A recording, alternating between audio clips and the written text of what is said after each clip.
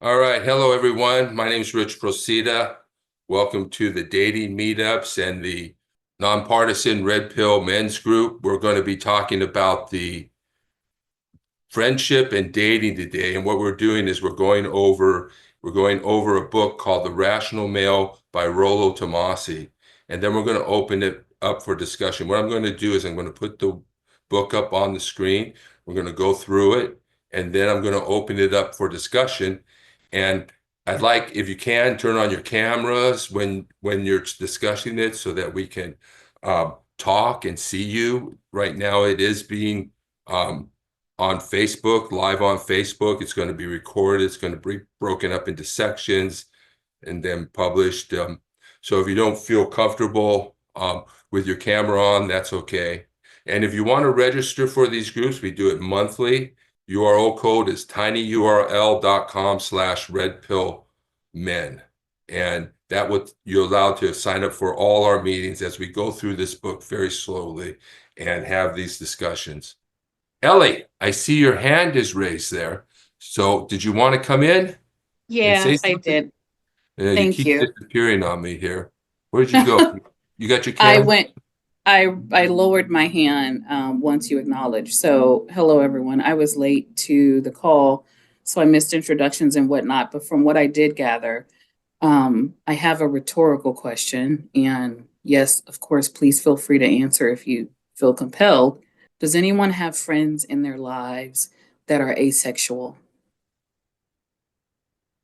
I've met somebody who said that, and but it's hard for me to understand, but Yeah, I I have hear met you. somebody who said that. I And heard then, somebody say that yeah. or asexual. It was a famous woman musician, and she said she became asexual. She was interviewed on like NPR or something, and she explained it. That's the first time I ever heard of it. And she said, yeah, that's just, she was asexual. She was into other things that she found exciting and amazing and just had no, she wasn't sexual. And that was her reality.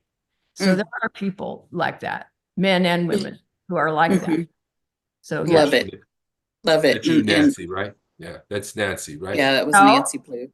oh, that was me She's speaking. not, no, she's I not was saying she's asexual. asexual. Yeah, that was her commenting. Right, So right. other part of that is were any of them single for the one token asexual I that have you no know for idea. the I have no okay, idea. so I'll give you a perspective. I will just call out one of my friends, or not friends, associates.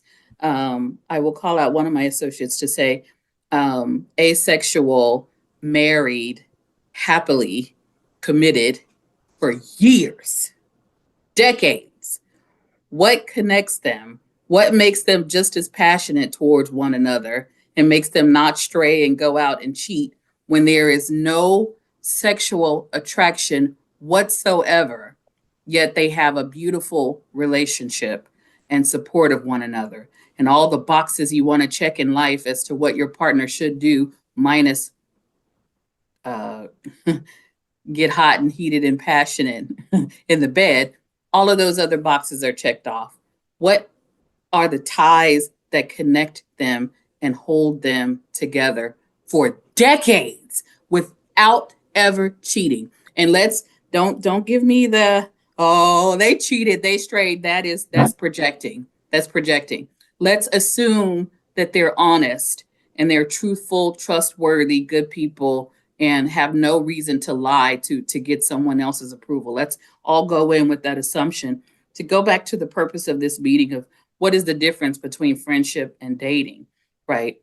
The first big thing that I think we have to do across all generations to get it right, and I say this as a now divorced single person, happily divorced, not happily single. I am looking, Mhm. looking but not looking, right?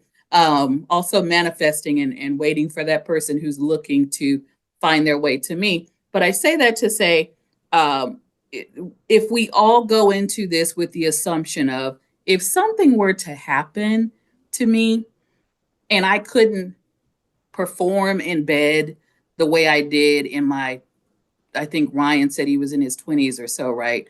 You know, I'm 3 decades beyond that. But if I couldn't perform the way I performed then, would you still stay committed and connected to me? And what is that thing that connects us? Is it friendship? Is it because we dated for so long and now it's out of obligation, right? To live up to your expectation of whatever it is of me in this partnership? What is it? For me, I can only answer for me. To hear you, Richard, say if you and I go on a date and your expectation, ground zero, like day one from the beginning is, oh, we're going to eventually, if not tonight, end up in the bed. Otherwise, don't waste my time. That's what it feels like when I hear you explain your perspective. And all the women in your life are intimate, right? I would say don't use me, not don't waste my time too, but don't use me. You're talking about those check boxes, and maybe it's those check boxes. What's in those check boxes? What are those check boxes? That's the question, right? So that's the real question. That's where I'm getting at. To me, it sounds like your check box is there better be an expectation of sex. If you don't check that box, don't waste my time, keep it moving. Otherwise, why are we dating? Yeah, why are we dating if we're not going to be into Yeah, I hear you. I hear you. For me, on the other hand, any date I go into, any friendship I go into, I have check boxes. For the date, the checkbox is I am going in completely open. I need to see you and I need to have you present yourself to me and me present myself to you and see if there's natural organic chemistry there, right? Not chemistry for, oh, yeah, so we can have sex later, but chemistry for, do I want you in my life for the rest of my life? Or do I just want you here for a season, right? That's my checkbox when it comes to dating. Everything else will develop when it develops. I'm not putting conditions or expectations on it because every single time I've ever done that, it's failed miserably. Let's just see where it goes. Let's just see where it goes. And to answer your question about why would someone say, let's just be friends, you set off a lot of flags for me, Richard. And I'm going to say one of the reasons why is if I meet anyone who day one is thinking, okay, we're going to have sex later or not, okay, red flag. Is that why we're here right now? To me, that's just me. That's not what I'm saying, though. That's taking it to an extreme. That's putting it into extreme frame. That's not what I'm saying. Okay, well, I apologize for misunderstanding you. That's when it lands on my ears, that's the way it was received, right? But I say that to say this, and again, you said don't use you as an example, so let me go back to me, right? If I hear something like that in a date, that will absolutely make me say out of politeness, like, let's just see where this friendship goes because I don't want to harm your ego, right? And then I will probably never call you back. Just being quite honest. If I hear that that's your motivation. In a friendship, it's different. The check boxes with friendship is if I immediately go into something looking at you as a friend, then there's more grace there to say we can already move aside the fact that we're not trying to get each other in bed. We are genuinely trying to be people connected in one another's life for as long as we can and be there for one another in whatever way that we need to be there for one another. That when I tell you that, if for anyone that I'm dating, right, that is to me a solid foundation of if this grows to something intimate, great. But our foundation, what we build upon for you and I is I want to be there for you. I want you to be there for me. And I pray we never have to ever be there for one another because life is just so great. But if it does, if it goes to the shitter, which sometimes it does, excuse my language, I want to know that I can depend on you. And I want you to know that you can depend on me. And if sex comes with it as a perk, great. So, and if you're asexual, that's okay because we built a solid foundation of I'm there for you for all the reasons that you need me to be. Now let me be there for you for all the reasons that you want me to be, and vice versa. Well, one of the things that I want to add, Michelle said something about expectations. And for a lot of us guys, we'd like you to get rid of those check boxes because those check boxes contain a lot of shit. Hear me, because all you heard was check boxes is what it sells. In dating, I have no check boxes. In dating, I am completely open, and I'm here to see what you present to me and what I present to you, and if we mesh well. That's the only checkbox you heard me say, which isn't a checkbox. Well, Friendship, I do have check boxes, right? And if you, and that's because I've had some really shitty friends in years past. And now, to your point earlier, I'm not one of these women that has tons of friends. I have less than 5, and that is strategically so. If you are not a quality individual, you don't get to stay in my friendship circle. You don't get to hurt me. And I won't hurt you either because you won't be in my friendship circle. If you're a quality individual, absolutely. I want you in my friendship circle. There is a checkbox there though, which ensures I'm not going to hurt you, you're not going to hurt me. And the checkbox, if you're a true friend, you are signing up to say, "Girl, I got you. I will check those boxes every day, all day, and do it again because I know you'll do that for me." So they stay. Friendship check boxes, absolutely stay. Dating check boxes, none. Let's just see where it goes. Don't expect sex from me either. Well, I hear you, Ellie. I hear you, Ellie. I don't believe you, but I hear you. Go ahead. Who is going to say? Okay, so I'm a liar. Thank No, you. well, I Thanks don't for know. that, No, Richard. women. Thanks. That's what Like you I just told said, me. women say things and then do something different. Because I am But like when you every say you single don't have woman check boxes, here a lot of and women in the have world. check boxes, right? A lot of women have check boxes. Income, job, height. We're not here to play like we don't. And a lot. And you say no, they don't.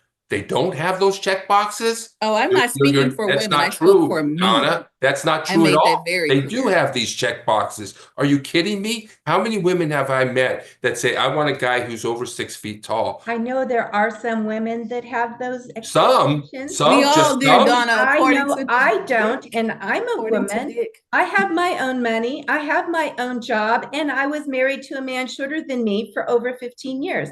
So that's why I can safely say no, no, and no. I'm not going to quantify Yeah, mine I because don't I think don't that's fall in any of I his think everybody, prejudices. I'm not sure that that's the case, but I think when Ellie, you I talk thought to you your had a case, lot of good points, Ellie. but Ellie, Oh, thank you, Nancy. Is that your name, Ellie? yeah. I like that. I wanted to ask you, the asexual couple, you know a couple, so they have to be both asexual for that to work, correct? No, Oh, that's the misconception. The other question, I didn't want to get into it because it would have gone way too long. But I also have friends who are happily in open relationships. So sure. in an asexual relationship where one person does not experience sexual attraction and another does, but they don't cheat, they clear it through one another. Oh, okay. Okay, Yeah. they don't cheat. They have Yeah. sex with another person, but they don't lie about it. They Thank you. don't lie about it. Okay, that Thank makes you. sense. Now that Yeah. I can understand. Now I don't know anyone where they both are asexual. I haven't met a friend group like that yet, but I know they exist. I just haven't met them I yet. think that's genius. I think that, I Right? think that's genius because, Maybe there's all monks. kinds of needs that people have. You need someone to drive you to the hospital. You need someone to pick you up at the auto mechanics. You don't just need somebody to sleep with. You might need or want that. And Right. one thing I noticed in the discussion is that I wanted to point out is there's varying degrees of desire and need as far as sex goes. And so the thing is to find a person who has a pretty well matched desire level and need level for sex. And then a lot of the problems might not occur. So, how important is sex to you? Either not at all, or like the penultimate, it's everything and it's all I care about. I think about it day and night. So if you find somebody else who's on the same match, then that might work out well. It's when they're mismatched that creates a lot of problems. And now people are getting more creative, and some of it, I mean, it's only an experiment. I mean, the whole human experiment is an experiment, but people are doing these polyamory things, and Yep, you that's another if one. that can work. Now, there's Yep. obviously going to be there's problems with any approach you take, but if that polyamory method can work for some folks, that might be a really great thing. Like, okay, I love you, I'm married to you, or we're living together, we made a commitment, and I'm your friend because I meet your needs, I deeply care about you, I help you in your career, I'm your champion, and I come for you when you have a problem, but for some reason we're not into sex, so then you go and have sex with someone else. I mean, why, this culture having these antiquated versions of how everything has to be this one way, one man, one woman, house with a white picket fence. People are getting more creative about like, how can we help each other get what each other needs in ways. Right. And Beyond sex. yeah, and if sex is part of it, then discuss how that is or how it isn't, or what level it needs to be. And if the two people can't reciprocate on what both of them needs, then they need to just move Then on see and ya. say, it was a nice try, but we aren't, helping each other here. So, Yeah. but yeah, I liked what you said about your female friends, and that, no, I have given up many female friends because I just thought they were on another wavelength. Their topics of discussion I found annoying, and I just said, see ya. I mean, I didn't even say it. I just disappeared, Yeah, So everyone I doesn't hear you. have a bunch of female friends just because they're a woman. And, so Yeah, just, it's not that easy out there in the jungle. yeah. Meet more people, meet more diverse individuals with diverse backgrounds and diverse thoughts, right? And the way they think about life. And you'll see that this discussion opens up so much bigger than taking it all the way back to the blueprint and foundation of man, woman, sex, right? And reproduction in order to keep your generation going, for the future or what have you. One other thing I'll throw out there, I do know a very successful poly couple who on paper it's husband and wife. They've been together, married decades, super happy, but they're also poly, right? So both the wife and the husband are able to have sex with whomever they choose, and there's no lying and sneaking in any of that, and they have successfully done that for decades. I am one of those individuals who I like these type of individuals around me because most oftentimes I find they are not prejudiced and stuck in the past, right? And I say that to quantify that and say, I'm celibate for over 12 years now, and I have very strong relationships, friendships, all of it. And for Richard to call me a liar and say that he doesn't believe me, then, that's something that he's got I'm to not deal calling with you a within liar. I'm himself. calling you a woman. Well, okay, yeah, the prototype woman, right, in your brain. No, So the that woman, because one thing that's upsetting me now, That's I'm not getting right. upset about it, is that just because I'm looking for romance in a date, I get accused of just wanting sex. Just because I'm making a distinction between friendship and romance, I get attacked for, and I want to bring Robert in because he's raised his hand for a while here, but I get attacked for just wanting sex. And that's not at all what I'm saying. I'm just saying that a date is Sure. a different type of relationship. Okay, that's all Sure. I'm saying. That Sure. a relationship between a man and a woman is a different type of relationship than a friendship. And that a friendship is not a romantic relationship. And just because I go on a date and I want romance, and just because I'm seeking some affection, some a playfulness, doesn't mean that I'm demanding sex. That doesn't Okay, mean what it is. I'm just demanding not being limited to friendship. That's it. I hear Okay, you. not being put into the friendship box, I into hear the you. friend zone. I don't want to be put into the friend zone. I want to be put into the lover zone. So, Right. Robert, go ahead. Go ahead, Robert. And Okay. can I just Okay. say, I'm not Go ahead. attacking you, Richard. Okay. Please All don't right. feel attacked Okay. from me. I've thrown no punches. Okay. Okay. Go ahead, So Robert. I just can you Calm guys hear me down, okay? killer. Calm down. Can you guys hear me? Go ahead. Yeah, go ahead, Robert. Okay. Okay. Okay. So I just want to say that I want to make a comment about what you said about when women say certain things and they don't actually do it. I was actually, this is pre-COVID, so I don't have exact details, but two authors, Barbara and Alan Pease, wrote books, and they're psychologists. And one thing I realized, when it comes to engineering, you kind of know how things are going to behave piece by piece. When it comes to psychology, you can't predict what Nancy or Robert or Elle are going to do 100%. It's going to be, if you have 10,000 men and 10,000 women, you can predict maybe 6,000 women will act this way, 3,000 will act that way, 500 this way. And for men, it may be 8,000 this way, 1,500 this way. So one thing I want to say is when they were reporting some of their results, and they do it with collecting data, they ask people like women or men certain questions, and then they go out there and they say, well, is it true? They say they want this, but do they act that way? And they said that's not true.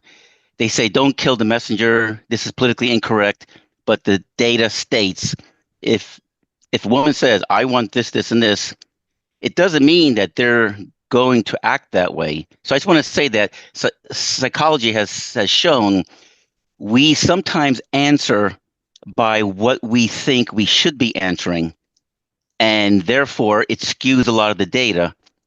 And just want to bring that out that so you know people will say things, and this, like I said, it's a percentage base, not a 0 or 1. It's not yes or no. It's a majority, which is 50.1% or more, but that doesn't say anything about the 49.9%. So women and men will say certain things, and they may do that, or they may do some other things. So I just want to let you know that it has been proven. I have read about it. So, but I just wanted to let people know, not you specifically, L, but if they had 1,000 L's that all acted differently, each one would be their own person and act as a mass of what they would do and what they would not do, kind of thing. So I was going to bring that to people's attention, that what you said, I have read about that, and these are by two psychologists, PhD psychologists. So Yeah. you know, Well, I think that's the thing that the red pill is about, that the red pill is don't listen to what they say, watch what they do. And that's exactly. the red pill. But we're over time now. We're 40 minutes Like over killer. time, I believe. I want to thank you, Ellie and Michelle and Donna and You're Nancy texting me back. and Robert and Robert and Robert and everybody for participating today. Next month, I have to look and see what we're going to be reading. We skipped over long distance relationships, so that might be the one that we're going to go to next. And then the chapter after that is that's letting go of invisible friends, and then enter white knight. So it's going to be one of those two. Enter white knight. We're going to talk about the white knight and or long-term relationships. And to register for that, just go to tinyurl.com/redpillmen. I know it's a shortened URL, but it makes it easier for me. You can sign up for all the events. And thank you, everybody, for coming, and thank you for your comments. There's so much more we can go on talking about polyamory and what that is, and compare it to dating non-exclusively and what that is. But that's a whole nother discussion for another day. But thank you, everybody, for participating. Everybody had something to add, and everybody said something that was important and had valid, so that's how I want to leave it. All right, thank you, everyone. All right, bye.